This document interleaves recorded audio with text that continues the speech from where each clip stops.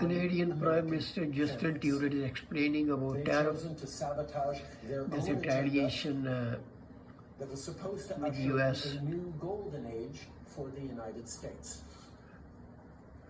And they've chosen to undermine the incredible work we've done together to tackle the scourge that is fentanyl, a drug that must be wiped from the face of the earth. So on that point, let me be crystal clear. There is absolutely no justification or need whatsoever for these tariffs today.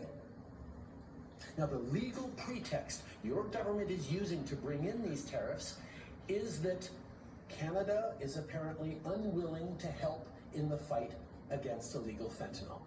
Well, that is totally false. Let's look at the facts.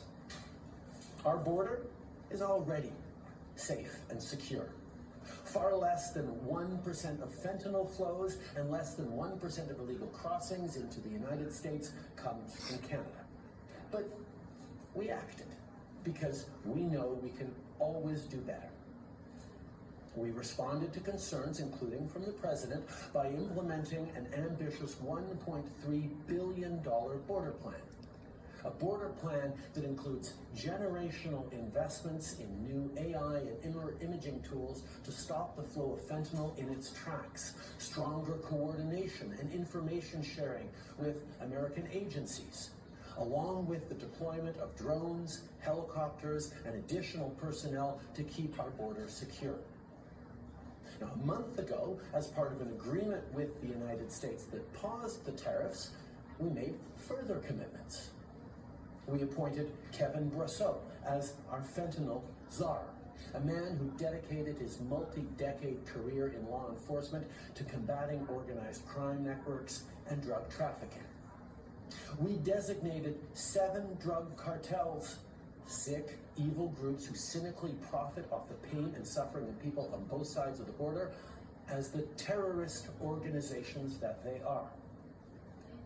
And just yesterday, we launched a new joint operations partnership supported by a $200 million investment between Canada's security and law enforcement agencies. A partnership that will enhance the coordination of information and intelligence in order to thwart criminal gangs involved in the illegal fentanyl trade. And critically, our actions are working. As the U.S.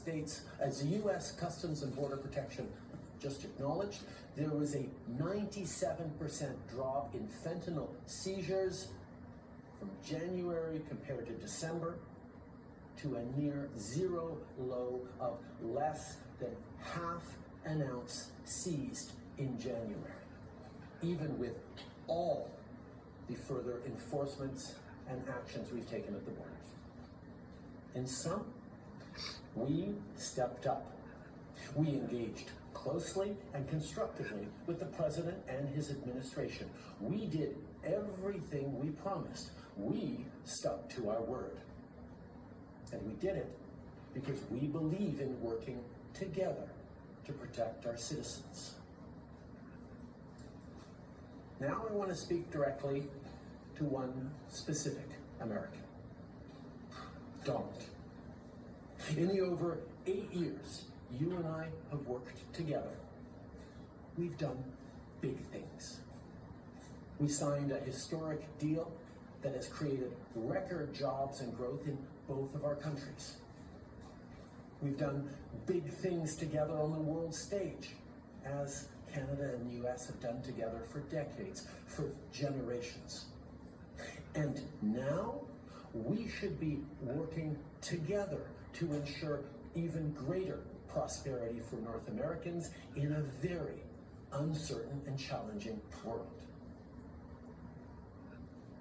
Now, it's not in my habit to agree with the Wall Street Journal, but Donald, they point out that even though you're a very smart guy, this is a very dumb thing to do. We two friends fighting is exactly what our opponents around the world want to see. And now, to my fellow Canadians, I won't sugarcoat it.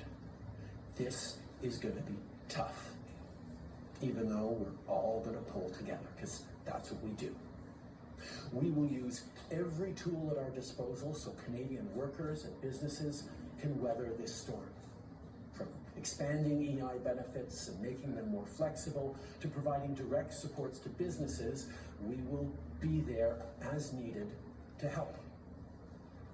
But Canada, make no mistake, no matter how long this lasts, no matter what the cost, the federal government and other orders of government will be there for you.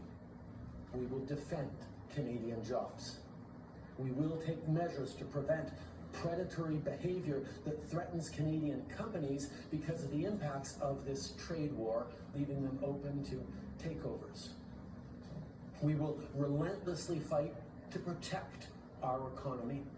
We will stand up for Canadians every single second of every single day because this country is worth fighting for.